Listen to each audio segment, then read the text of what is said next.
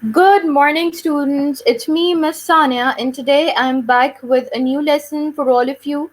I am your Pakistan Studies teacher. So today we are starting with the new lesson. Let's get started.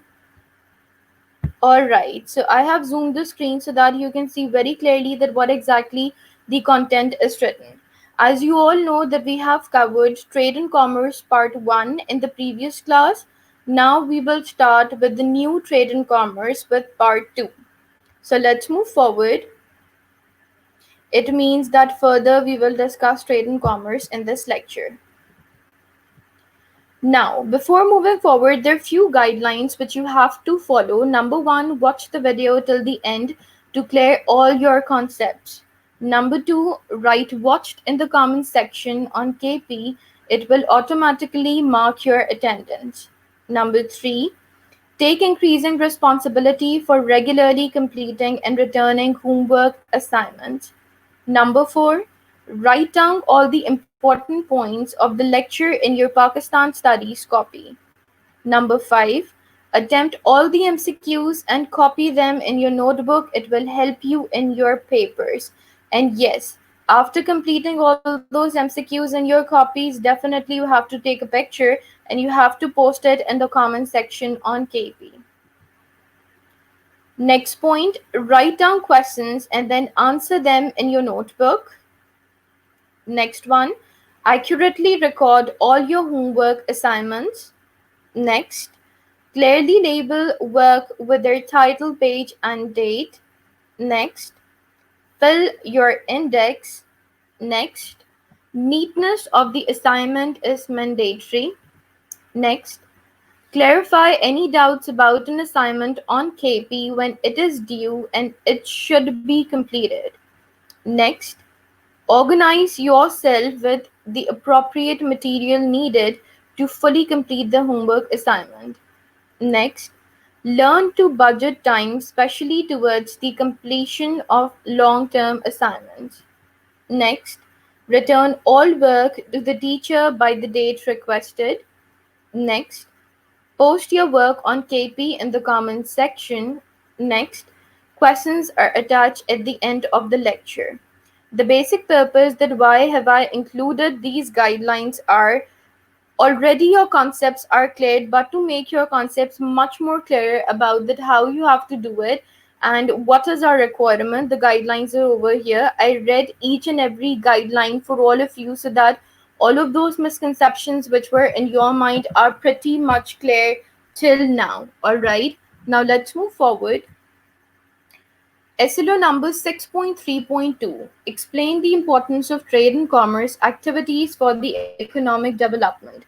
As I always mention you this thing that kindly try to break the term so that you can identify the meaning. In this question, they're asking about the importance of trade and commerce activities for the economic development. That when we talk about economic development, that how can you how can you collaborate or how can you show your interest towards it and how much it is important in context of trade and commerce. We will also discuss about that if there is no economic development, can a country run or not. So let's move forward. Point number one, trade helps to boost development and reduce poverty by generating growth through increased commercial opportunities and investments. When we talk about trade, then trade probably it adds up into the development, obviously, and reduce poverty. How does it do that? If we are trading with international countries, then automatically they're giving us money, which you can see on the left side of this picture as well. So when your country is getting money, definitely it is reducing poverty by generating growth. Your growth is going at high, which you can see over here, the statics which are present. Commercial opportunities, how you're getting commercial opportunities, you have entered into business, you're collaborating with people, you're collaborating with different business entities. This is how you are increasing your commercial opportunities and investment. Obviously when you have invested on one business, you got profit from that, then automatically you're investing the money on another business, as well as broadening the productive base through private development.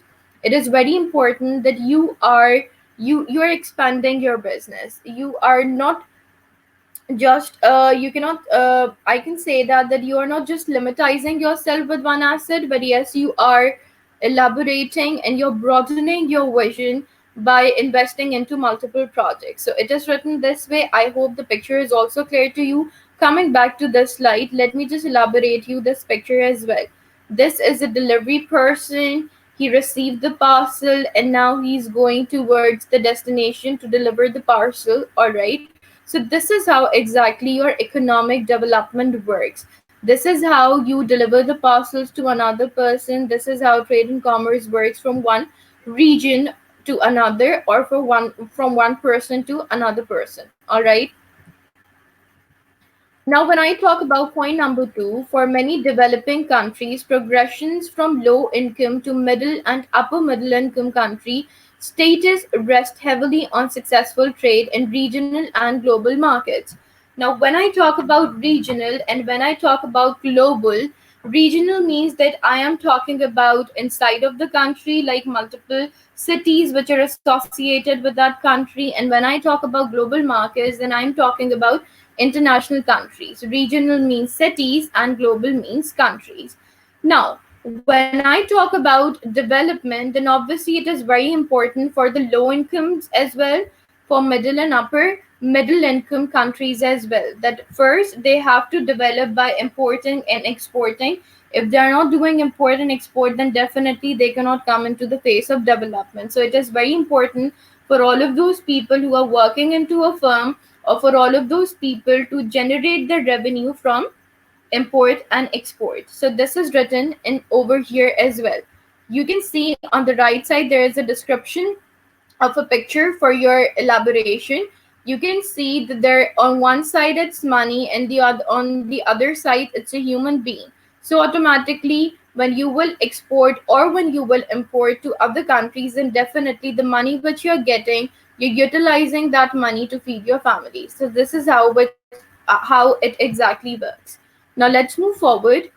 Now, when I talk about point number three, it is a source of foreign currency to help a nation's balance of payment. It is very important to balance the payment of your nation, and the balance of payment is maintained by foreign currency. Foreign currency means that you're exchanging currencies. If you're going to another country, you have to exchange the amount into that currency so that you can utilize it. Similarly, if somebody comes into your country, that person have to exchange the amount so that he or she can utilize that amount into your country. So this is how foreign exchange works. Foreign exchange plays a very important role in maintaining and creating a very positive relationship among two countries. Now let's move forward.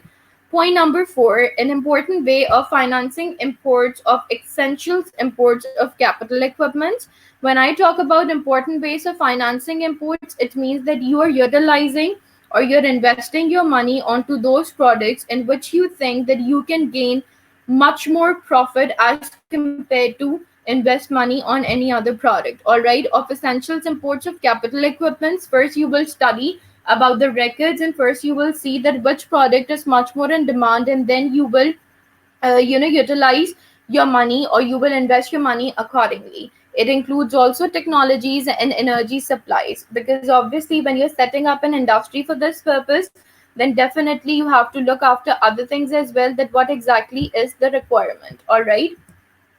Now, point number five, increase employment in export industries and related industries. Obviously, when I talk about import and export, then definitely I need an industry, I need a workforce so that they can work, they can also earn money from that, and I can also earn the revenue or the profit from that thing. So obviously, it increases employment opportunities for the export industries. Export means that you're exporting product to another country and related industries, and related to all of those industries which are associated with it, which can lead to rising per capita incomes and also stronger human development index scores. Obviously, as I've mentioned before about it, that you are helping your family members, and then in the other context, you are helping the industries as well to grow those products, and it will help the company as well. It will help each and every individual which is associated with that company.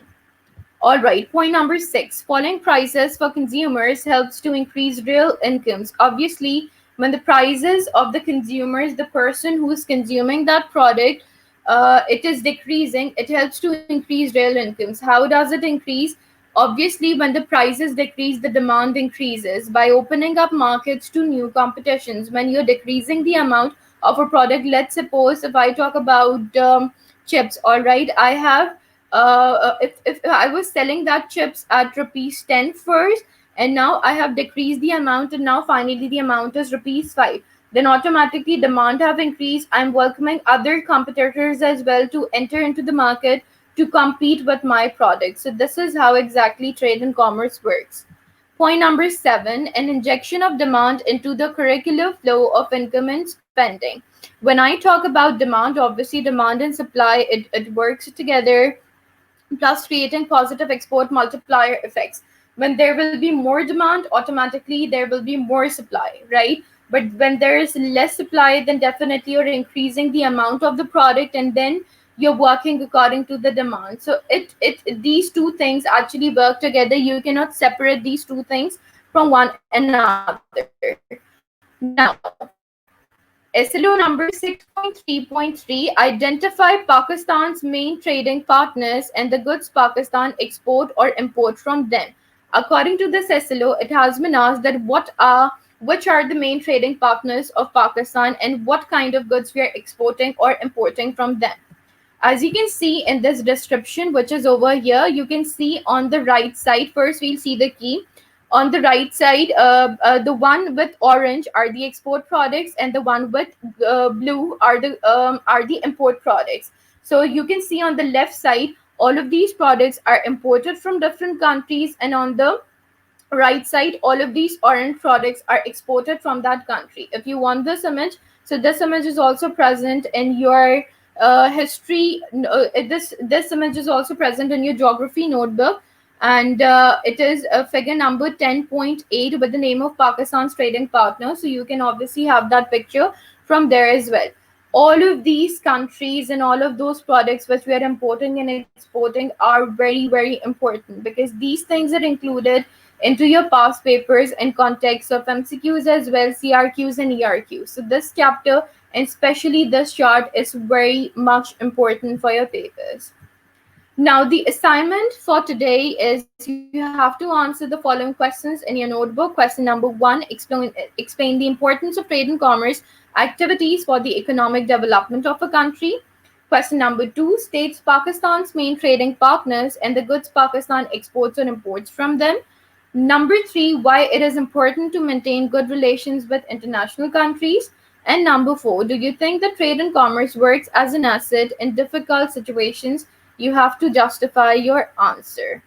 So, thank you so much. I hope and I wish that whatever I have explained you, all of those concepts are cleared to all of you. I do include the picture so that the description should be much more clearer to all of you. Inshallah, we'll meet you with another presentation. If you're having any questions, then definitely you can ask all of your queries to us on KP. Till then, take care. Allah Hafiz.